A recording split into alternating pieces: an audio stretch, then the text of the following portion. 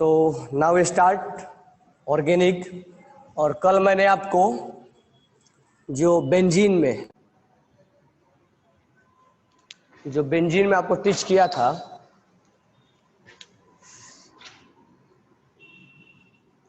Benzene electrophilic substitution, electrophilic substitution reaction. तो हमने यहाँ पर एक बेंजीन लिया था और यहाँ पर हमने एक इलेक्ट्रोफाइल का अटैक करवाया था और इसके जगह पे हमने हटा के इलेक्ट्रोफाइल को लगाया था। ये हमारा था इलेक्ट्रोफिलिक सब्स्टिट्यूशन। हमने मैकेनिज्म वगैरह सब देखा था। अब बात रहा ये जो इलेक्ट्रोफाइल है, अच्छा यहाँ न्यूक्लियोफाइल के बारे में क्यों नहीं सोच रहा है? क्योंकि ये खुद ही एक न्यूक्लियोफाइल है, इसका अटैकिंग बहुत स्पीड में होगा। तो पहला जो इलेक्ट्रोफाइल हमने बनाया था, इलेक्ट्रोफाइल वो बनाया था हमने कौन सा? Nitration NO2+। तो हमने जो पहला बनाया था नाइट्रेशन, जिसमें लिया था HNO3 और H2SO4। इससे जो इलेक्ट्रोफाइल निकल के आया था वो आया था NO2+। ये NO2+ अटैक करेगा और ये दूसरा हमने लिया था H2SO4, सल्फोनेशन, जिसमें हमने लिया था H2SO4। यहां से क्या निकल के आया था? HSO4+। SO2 भी कहीं 3 भी कहीं लिखता है, ठीक है। तो यहां से इसका अटैक होगा, ये इलेक्ट्रोफाइल होगा, यहां पर ये इलेक्ट्रोफाइल होगा। नेक्स्ट हमने जो लिया था वो लिया था हाइड्रोजिनेशन,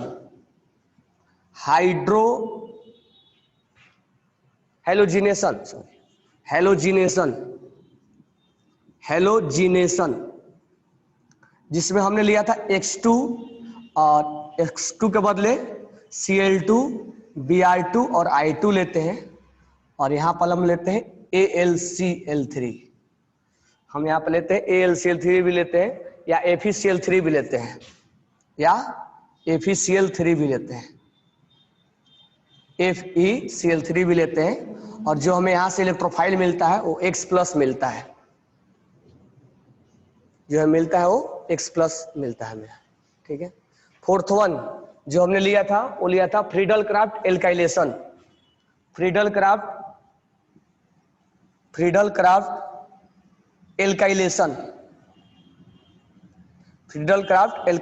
जिसमें हमने लिया था RX लिया था हमने। और यहाँ पर क्या लिया था हमने? AlCl3, जो कि इसको ले खींच रहा था, यहाँ R+ तैयार हो रहा था। या ROH लिया था हमने, जिसपे H+ अगर अटैक मारेगा तो ये R+ बन जाएगा, ठीक है। ये हमने लिया था।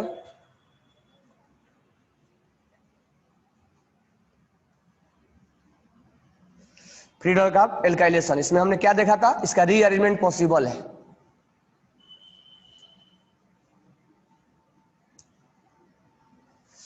और एक हमने और लिया था ईथर, ROR, जिसमें कि हम अगर H+ का अटैक करवा देते तो R+ हमें मिलता था। तो यहाँ पर हमें इलेक्ट्रोफाइल ये मिलते थे, ठीक है। नेक्स्ट जो हमने लिखा था 5th नंबर, वो है फ्रीडल क्राफ्ट एसाइलेशन, जिसमें कि RC⋅Cl हमने लिया था और AlCl3 का अटैक करवाया था। ये साइल ग्रुप हमें मिल गया था और इसमें हमें रीअरेंजमेंट के बारे में हमने नहीं सोचा था। तो Friedel Crafts alkylation, Friedel Crafts acylation. Next हमारा Friedel Crafts carbonylation, Friedel craft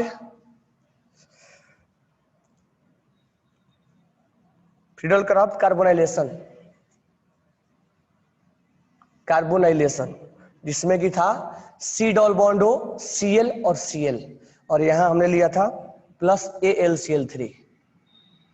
जो हमें कार्बोकैटायन मिला था वो C⋅CL और ये Cl और प्लस मिला था। 7th में हमने लिया था Gattermann coach reaction. Gattermann coach reaction, इसमें जो हमें मिलता है CO और HCl प्लस AlCl3, जो इसमें हमें मिलता है वो मिलता है C डबल बॉन्ड O और H प्लस, ये हमें इलेक्ट्रोफाइल मिलता है। तो याद रखना पड़ेगा हमें 8 नंबर, ठीक है। गेटरमैन, इसको हम फॉर्माइलेशन बोलते हैं, फॉर्माइलेशन। गेटरमैन कोच रिएक्शन को हम इसमें फॉर्माइल ग्रुप अटैच होता है। एक होता है Gattermann aldehyde, Gattermann aldehyde, Gattermann aldehyde, इसमें हम लेते हैं HCN plus HCl plus AlCl3, और यहां से जो हमें मिलता है वो मिलता है हमें जो इलेक्ट्रोफाइल हमें मिलता है वो CH और NH, ये हमें इलेक्ट्रोफाइल मिलता है। याद रखना पड़ेगा 8 नंबर। 8 नंबर में हमने देखा था राइमंड टीमन रिएक्शन, यहां हमने लिया था। अच्छा, इसका हम मैकेनिज्म आगे देखेंगे एल्को फिनॉल में, और CHCl3 लिया था और KOH लिया था हमने, ठीक है। और यहां पर जो रिएक्शन हमने कराया था वो बनाया था हमने, ये यहाँ OH होता है और यहाँ CHO होता है, तो इसके बारे में हम थोड़ा आगे देख लेंगे। इसमें जो इंटरमीडिएट में बनता है वो रेडिकल कार्बीन बनता है, ये कार्बीन बनता है, ये भी एक इलेक्ट्रोफाइल की तरह ही ट्रीट होता है। तो हमने इतना आपको कल बताया था कार्बीन तक, राइमंड टीमन तक 8 वाला। तो इतने तरीके से हम आपको यहां से इलेक्ट्रोफाइल हमने जनरेट करवाया था। नेक्स्ट हमने बोला था 2 लिखने के लिए बोला था हमने, ठीक है। 9th नंबर, 10 नंबर,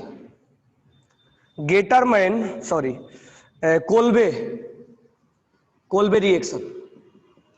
इसमें हमने आपको बोला था कि ये फिनॉल लेना है और फिनॉल में हमने NaOH और CO2 का अटैक के बारे में सोचना है। और यहाँ पर इसके बारे में हम मैकेनिज्म बाद में जानेंगे, इसका मैकेनिज्म अलग से इंपॉर्टेंट है, ये मैकेनिज्म इसका मैं बस डायरेक्ट बता दिया कि इस पर अटैकिंग क्या होगा। अब नेक्स्ट है डाईएजो कपलिंग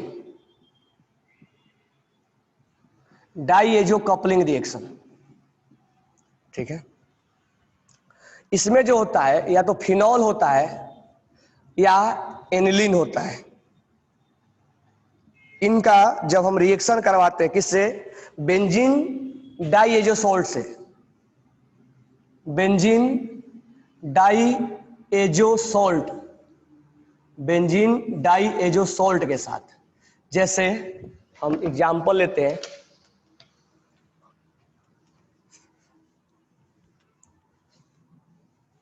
जैसे मान लो ये हमारा फिनॉल हुआ, यहां है OH और यहां पर डाईएजोसॉल्ट होता है N triple bond N plus, और यहां होता है बेंजीन, ठीक है। यहां पर होगा बेंजीन।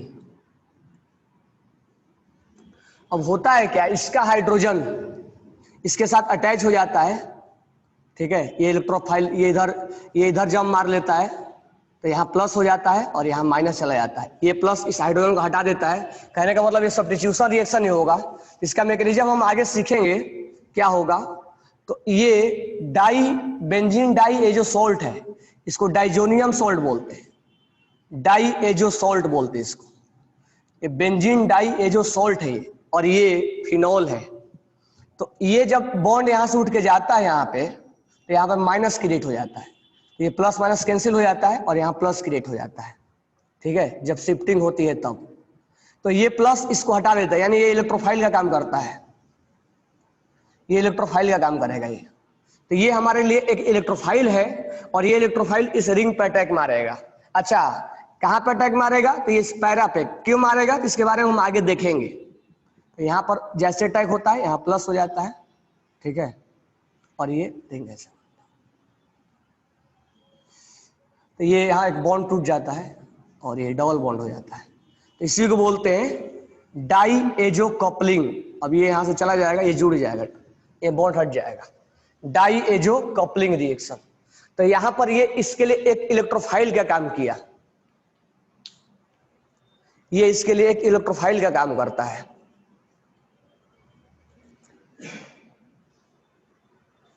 तो नीचे वाला नहीं दिखेगा,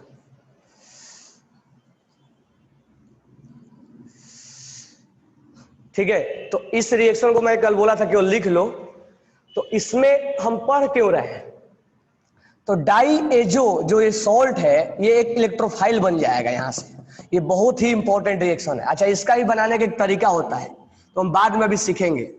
यानी जब एनिलीन और फिनॉल जब बेंजीन डाई एजो सॉल्ट से जुड़ेगा तो ये एज ए इलेक्ट्रोफाइल काम करेगा। और डाई एजो सॉल्ट ये ऐसा होता है, ठीक है, ये ऐसा होता है, ये नाइट्रोजन 4 बॉन्ड बनाया इसलिए इसमें प्लस होता है। तो दोनों बॉन्ड बनाने के पहले ये इलेक्ट्रॉन इधर शिफ्ट हो जाता है, इस पे प्लस हो जाएगा और इसमें माइनस हो जाएगा, ये प्लस और माइनस कैंसिल हो जाता है। ये प्लस जो है एक इलेक्ट्रोफाइल का काम करेगा और इसकी पैरा पोजीशन पर अटैक करता है। क्यों पैरा पे करेगा वो हम आगे बात करेंगे। तो कुल मिला के इसको बोलते हैं डाई एजो कपलिंग, ये कपलिंग हो गया है और बहुत ही अच्छा क्वेश्चन बनाता है ये।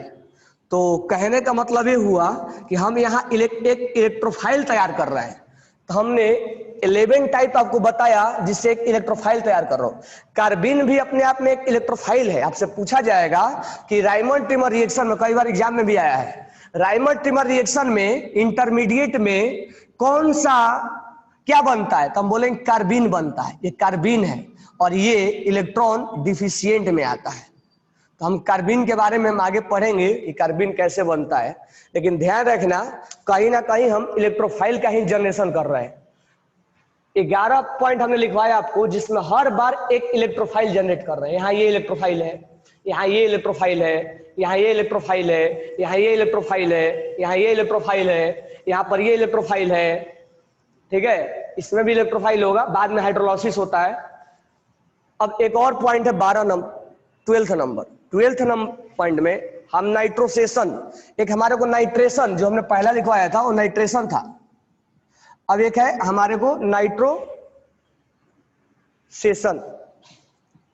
इसमें नाइट्रोसेशन में जो हमारा इंटरमीडिएट मिलता है वो मिलता है NO+। वो कैसे मिलता है, अगर हम यहां पर रिएक्शन करवाए, इसमें हम लेते हैं, जैसे मान लो कि रिएक्शन ही ले लेते हैं, जैसे हमने यहां पर लिख दिया फिनॉल, फिनॉल में हमने लिख दिया NaNO2 और यहाँ HCl ले लेते हैं, ठीक है। तो ये होता क्या है, ये HCl और ये Na और ये ON डबल बॉन्ड O, ये NaCl बन के निकल जाता है, ठीक है, ये NaCl बन के निकल जाता है, ठीक है, और ये बन जाता है क्या, N डबल बॉन्ड O और ये O और ये फिर H अटैच हो जाता है, ये H यहां अटैच हो जाता है। अब इसके बाद क्या होता है, इस पे दिख रहा है नीचे,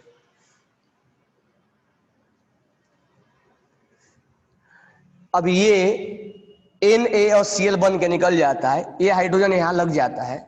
अब ये HCl क्या करेगा, HCl अपना H+ इसको डोनेट करेगा, जैसे ही डोनेट करेगा H+ तो यहां पर ये अटैक करता है और प्लस बनता है और यहां पर तुरंत बॉन्ड बन के वाटर बन के निकल जाता है, और ये वाटर बन के निकलेगा तो दोनों इलेक्ट्रॉन्स लेके उड़ जाता है। ये जब लेके उड़ेगा तो यहाँ NO+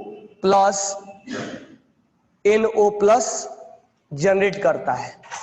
इसी NO+ को हम बोलते हैं नाइट्रोसेशन, यानी इसमें जो हमें इलेक्ट्रोफाइल मिलता है वो मिलता है NO+।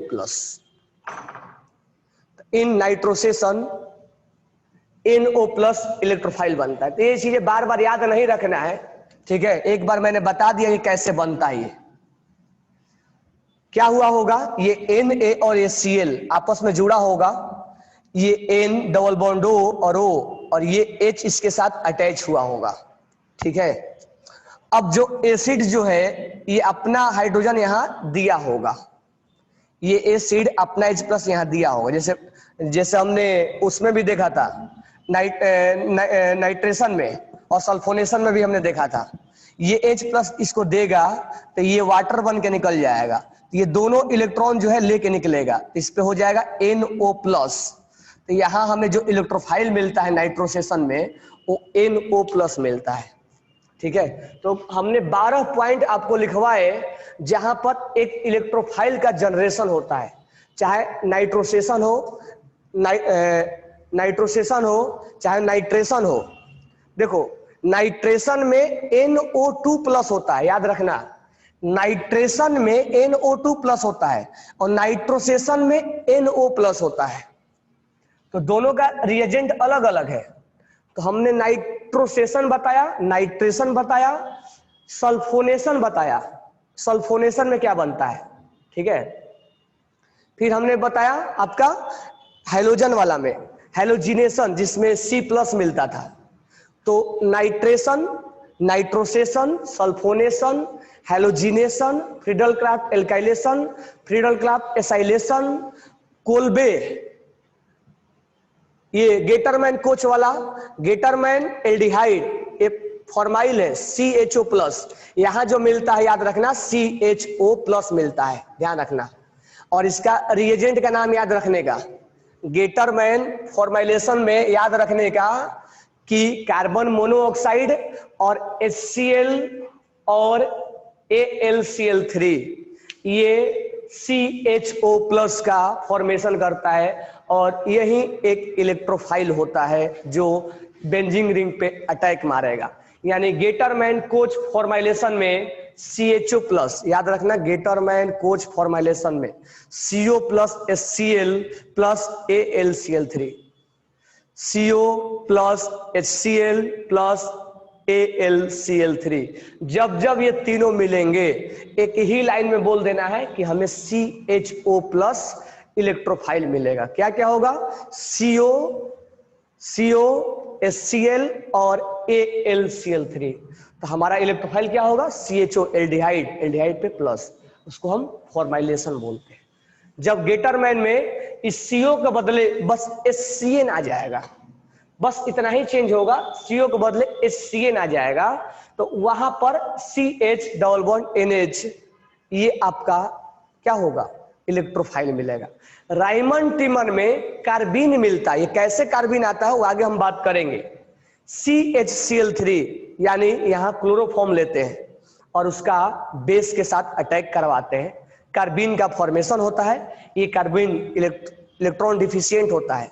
देखो हमने स्टार्टिंग में बात किया था, जब या तो बॉन्ड टूटेगा तो या तो कार्बोकेटाइन बनेगा या कार्बोएनाइन बनेगा या रेडिकल बनेगा या कार्बिन बनेगा।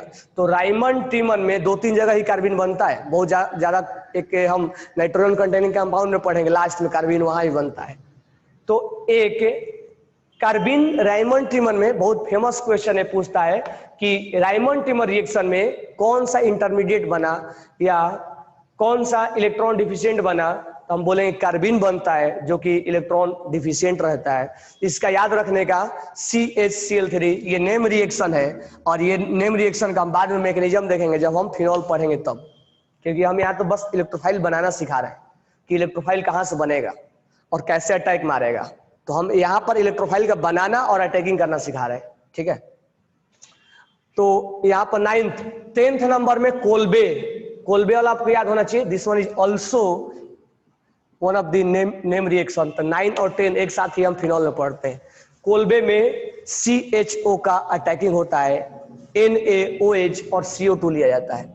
कोल्बे डाइजोनियम सॉल्ट समझ में आ गया होगा, डाइजोनियम में या तो एनिलीन ले लो या फिनॉल ले लो और एक बेंजीन डाइजोएजो सॉल्ट लिया जाता है, डाइएजो सॉल्ट लिया जाता है। ये बॉन्ड बनाने के पहले तोड़ता है अपना बॉन्ड, यहाँ प्लस आता है और यहाँ माइनस, ये प्लस और माइनस कैंसिल हो जाएगा। ये प्लस जो है एक इलेक्ट्रोफाइल का काम करेगा और इसके पैरा पोजीशन पर अटैक करेगा। हम पैरा ऑर्थो भी नाम लेंगे तो इसके पैरा पोजीशन पे अटैक करेगा। अच्छा यहाँ पर ये ऑर्थो पोजीशन पर अटैक करता है, यहाँ पे पैरा पोजीशन पर नहीं करता है, ठीक है। इस तरह से 12 हमारे पास तरीका है, जिससे मतलब और भी तरीके हैं, लेकिन 12 ऐसे हमने आपको तरीके बताए जहां पर एक इलेक्ट्रोफाइल का हम जनरेशन करते हैं और किसी बेंजीन रिंग पे हम सिंपली इलेक्ट्रोफिलिक सब्स्टिट्यूशन रिएक्शन की तरह हम उस पर अटैक करवा देते हैं, ठीक है। अब हमारे पास दूसरा क्वेश्चन ये रहता है कि हमने रिंग पे तो अटैक करवा दिया, रिंग पे कोई ग्रुप लगा हुआ नहीं था। अब हम एक ऐसा क्वेश्चन लेते हैं, अब हमारे को यहां से लॉजिकल चीजें सोचना है, कोई चीज रटना नहीं है। हमारे को इलेक्ट्रोफाइल मिल गया, इलेक्ट्रोफाइल मिलने का तरीका ये होता है बेंजीन रिंग पे कहीं भी अटैक करवा दो, हाइड्रोजन का हटा दो और बेंजीन रिंग पे लगवा दो। अब हमारे को जो मेन यहां से मिलता है वो हमें देखना पड़ेगा। क्या देखना है हमें? मान लो हमने लिया यहां पर हाइड्रोजन लिया, ये तो हाइड्रोजन होता ही है। मान लो हमने लिया यहां पर Cl2 और हमने लिखा AlCl3। अब यहां पर हम क्या करेंगे कि हमने मैग्नीशियम देख लिया है और यहां पर इलेक्ट्रोफाइल जो मिलता है वो C+ मिलता है। अच्छा, एक इलेक्ट्रोफाइल ही इस पर अटैक क्यों करता है? क्योंकि ये इलेक्ट्रॉन रिच है और ये इलेक्ट्रॉन क्या है? डिफिशियंट है, इसीलिए अटैकिंग होता है। लेकिन अब हमने ये सब देख लिया है कि ये रिएक्शन कैसे होता है, इसका मैकेनिज्म कैसे होता है, हम इलेक्ट्रोफाइल कैसे कैसे बनाते हैं, 12-13 तरीके हमने देखा। अब हमारे को ये क्वेश्चन अब नेक्स्ट लेवल पे ये आता है कि अगर केस नंबर 1, हम 4-5 केस आपको बताएंगे। केस नंबर 1 तो रटना नहीं है कुछ भी। मान लो यहां पर एक बेंजीन रिंग पे, अब हम केवल बेंजीन रिंग नहीं लेके एक यहां पर ग्रुप लेते हैं। ग्रुप में जैसे हम यहां पर O- ले ले या OH ले ले या हम NH2 ले ले, ठीक है, या NRH ले ले या NR2 ले ले, ठीक है। ये सब हम ग्रुप मान लो ले लेते हैं यहां पे, या हम CH3 ही ले ले, ठीक है। ये सब हम ग्रुप ले लिए, कोई भी ग्रुप पकड़ लिए। अच्छा, हमने GOC में पढ़ाया था कि ये जो ग्रुप है वो +M दिखाते हैं। +M मतलब ये जब रिजोनेंस होता है तो ये अपना इलेक्ट्रॉन डोनेट करते हैं। और डोनेट कहां करते हैं? तो ये जो रिंग था वो पहले से तो इलेक्ट्रॉन रिच था ही, लेकिन ये ग्रुप लगने की वजह से ये अपना इलेक्ट्रॉन +M के थ्रू डोनेट करते हैं। यानी this group will donate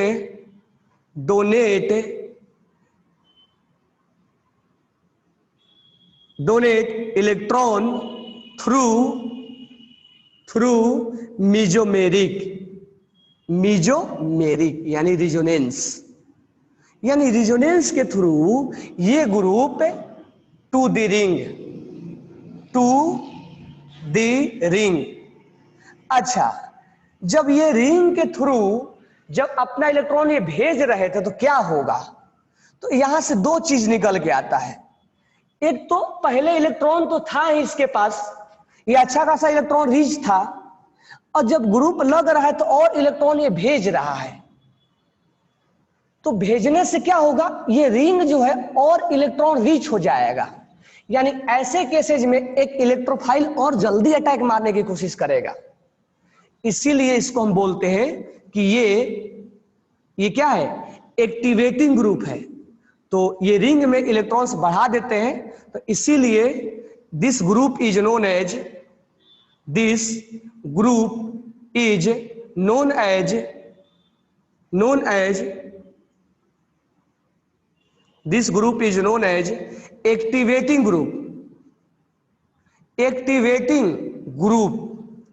activating group का मतलब ये हुआ कि ये और रिंग में इलेक्ट्रॉन्स दे रहा है, यानी इलेक्ट्रोफाइल के लिए अच्छा हो गया, तुरंत और अटैक होगा। दिस मीन्स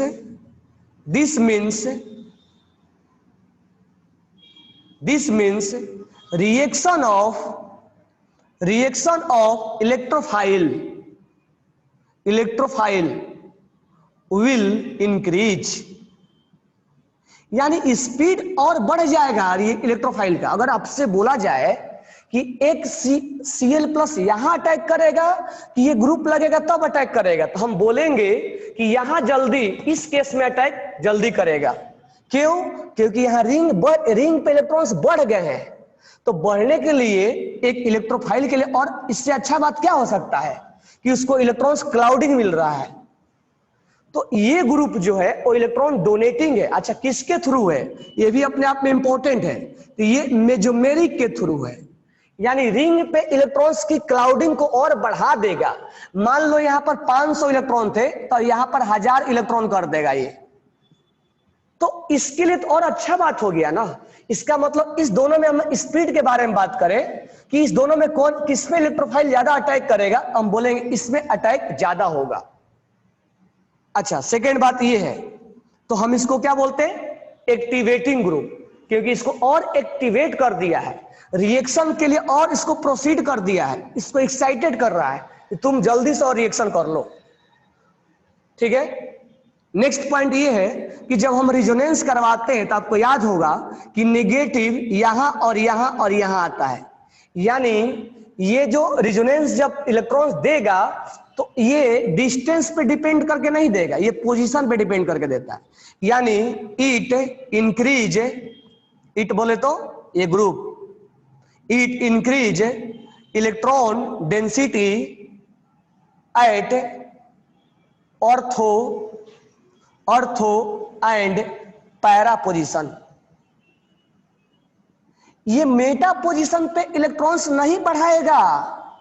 मेटा पोजीशन पे क्या होगा हम बारे में सोचेंगे, ठीक है। लेकिन ये जो अपना इलेक्ट्रॉन्स क्लाउड बढ़ाएगा, ये नहीं कि इसको ज्यादा फिर इसको फिर इसको फिर, ऐसा नहीं। ऑर्थो और पैरा को ज्यादा देगा।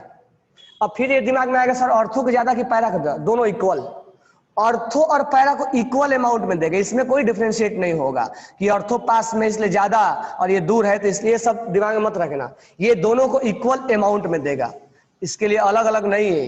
कितना भी दूर रहने दो, वो जो इलेक्ट्रॉन्स का डिस्ट्रीब्यूशन है वो डिस्टेंस पे डिपेंड नहीं करता है, क्योंकि mesomeric will not depend upon distance, it will not depend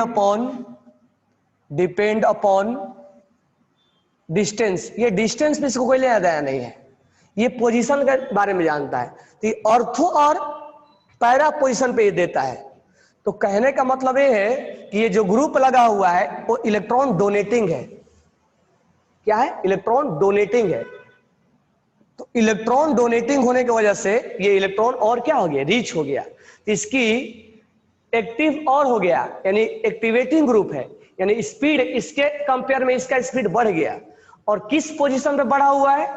तो ये ऑर्थो और पैरा पोजीशन में बढ़ा हुआ है। इसका मतलब ये है कि एक इलेक्ट्रोफाइल के लिए अब इससे अच्छी खबर क्या हो सकती है, जब उसको निगेटिव ऑर्थो और पैरा पे दिखने लग गया। इसका मतलब एक इलेक्ट्रोफाइल, यानी electrophile will attack eight electrophile will attack at ortho para position। यानी एक इलेक्ट्रोफाइल के लिए अब एक ऐसा लाइफ आ गया जो जल्दी से अटैक मारेगा। और कहां चुनेगा अपना पोजीशन? ऑर्थो पैरा पोजीशन पे चुनेगा। मेटा पे क्यों नहीं चुनेगा? मेटा पे क्यों जाएगा वो? जब उसको इलेक्ट्रॉन जहां रिच मिलेगा, जिसके पास पैसे की कमी है, तो उस एरिया में चोरी करेगा जिस एरिया में पैसे बहुत ज्यादा है। तो ये मेटा के पास क्यों जाएगा? अब बात रहा सर ऑर्थो मेजर के पैरा मेजर, तो वो हम समय के साथ डिसाइड करेंगे कि ऑर्थो मेजर की पैरा मेजर। तो मेजर अगर ऑर्थो पर हाइड्रोजन बॉन्ड अगर बनता है तो ऑर्थो मेजर, और नहीं तो स्टेरिक रिपल्सन की वजह से पैरा मेजर होता है। तो हम यहां पर बोलेंगे if ortho form hydrogen bond, if ortho form hydrogen bond, then it will be major than para। ये सिंपल सा बात है, वो हम समय के साथ देख लेंगे। और अगर हाइड्रोजन बॉन्ड वगैरह कुछ नहीं बना है तो यहां रह के वो क्या करेगा, इस ग्रुप के साथ स्टेरिक रिपल्सन दे देगा, तो उस केस में पैरा मेजर हो जाता है। इफ नॉट, मतलब ऊपर वाला point, if not then due to steric repulsion, due to steric, नीचे दिख रहा है ना, due to steric repulsion, due to steric repulsion para is major, para is major. तो एक इलेक्ट्रोफाइल के लिए जब ग्रुप अटैच होता है तो इतना पॉइंट हमें ध्यान में रखना होता है। अभी कॉम्प्लेक्स की तरफ बढ़ रहे हैं, अभी हम एक ले रहे हैं, अभी दो दो लेंगे हम। अभी हम एक ग्रुप अटैच किए, पहले एक भी ग्रुप अटैच नहीं किए थे, अभी एक किए। अब एक ऐसा करेंगे कि दोनों एक्टिवेटिंग हो, फिर करेंगे एक एक्टिवेटिंग हो एक डीएक्टिवेटिंग हो, फिर ऐसा करेंगे कि दोनों डीएक्टिवेटिंग हो। तो हम अलग अलग केस लेंगे, इसलिए मैंने आपको पहला एक केस लिखवाया, केस 1। तो इस केस को समझने के बाद हमें सारी चीजें समझ में आ जाता है, ठीक है। तो इतना चीजें आपको ध्यान में रखना पड़ेगा कि एक ग्रुप जो एक्टिवेटिंग होगा, अब बात रहा सर कौन सा ग्रुप एक्टिवेटिंग है, कौन से ग्रुप, ये जो ग्रुप है कौन सा बोलेंगे, ये प्लस एम दिखाएगा।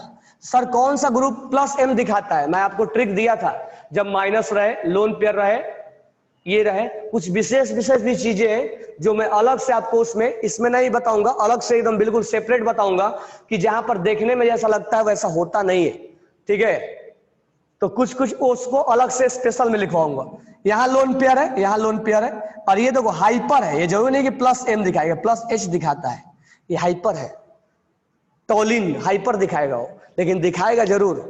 तो ऐसे केसेज में ये प्लस एम है, इस ग्रुप को हम प्लस एम बोल सकते हैं, इस ग्रुप को हम एक्टिवेटिंग ग्रुप बोल सकते हैं, इस ग्रुप को हम ऑर्थोपैरा डायरेक्टिंग ग्रुप बोलते हैं, क्योंकि यही डायरेक्ट करता है कि तुम जाओ और ऑर्थो और पैरा पे अटैक करो। तो this group is also known as plus M, this group is also known as activating, activate करता है कि लो बेंजीन हम तुम्हें इलेक्ट्रॉन दे रहे हैं, तुम रिएक्शन फास्ट करो, एक्टिवेटिंग ग्रुप है। This group is known as ortho para directing, ये डायरेक्ट करता है कि कहां इलेक्ट्रोफाइल को अटैक करना है, जहां मन करेगा वहां एक इलेक्ट्रोफाइल अटैक नहीं करेगा। अब बार बार एक चीज दिमाग में हमारा आता है कि सर इलेक्ट्रोफाइल बार बार क्यों अटैक करवा रहे हैं, तो उसका रीजन ये है, क्या न्यूक्लियोफाइल नहीं कर सकता है, क्या कर सकता है न्यूक्लियोफाइल, लेकिन स्पेशल केस हो। क्यों, क्योंकि एक इलेक्ट्रोफाइल के लिए अब ये ग्रुप जब लगेगा तो इलेक्ट्रॉन रिच है ना, तो इलेक्ट्रॉन रिच पे इलेक्ट्रॉन डिफिशिएंट के बारे में सोचेंगे ना, तो न्यूक्लियोफाइल भी अटैक करेगा, लेकिन वो बहुत ही एक्टिवेटिंग के केस में तो कभी नहीं कर पाएगा। तब न्यूक्लियोफाइल के बारे में दिमाग से हटा देना, बार बार इलेक्ट्रोफाइल के बारे में सोचो, ठीक है। जब केस हम पढ़ लेंगे सारी चीजें तो हम देखेंगे। तो ये ग्रुप प्लस एम का काम करेगा, एक्टिवेटिंग ग्रुप है, ऑर्थोपैरा डायरेक्टिंग है,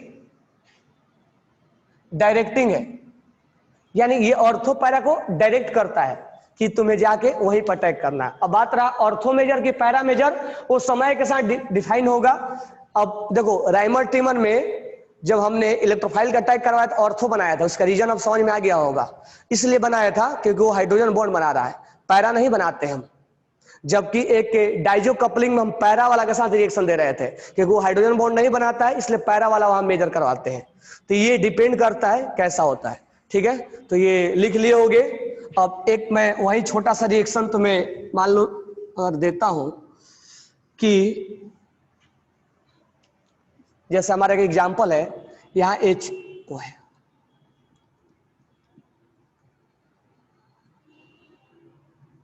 वो एच है, ठीक है, और यहां पर हमने लिखा HNO3, चलो पहले क्लोरीन ही ले लो सिंपल वाला, Cl2 और AlCl3, ये हमने अटैक करवाया। तो सबसे पहले इस ग्रुप के बारे में जानेंगे, this group is plus M. तो अटैकिंग कहां होगा, अटैकिंग जो होगा वो ऑर्थो और पैरा पे होगा। चलो हम यहां से इलेक्ट्रोफाइल क्या मिलेगा, Cl+, तो एक ऑर्थो पे कर देते हैं और एक हम पैरा पे कर देते हैं, ऑर्थो पे कर देते हैं और एक हम पैरा पे कर देते हैं। मेटा पे तो करेंगे नहीं, समझ में आ गया होगा क्यों नहीं करेंगे मेटा पे, ठीक है। अच्छा, कुछ खास केसेज भी है क्लोरीन के केस में, ये क्लोरोबेंजीन, तो केस हम अलग अलग लेके आएंगे। अब बात रहा यहाँ पे कि सब चीज हमने बना लिया, ऑर्थो बना लिया, पैरा बना लिया, अब दोनों में मेजर चुनना है। तो देखो यहाँ तो हाइड्रोजन बॉन्ड तो बनेगा नहीं क्लोरीन के साथ, तो ये ग्रुप यहाँ रह के क्या करेगा, स्टेरिक रिपल्सन देगा, तो अच्छा बात नहीं है, इसीलिए यहाँ पर ये मेजर हो जाएगा और ये माइनर हो जाएगा।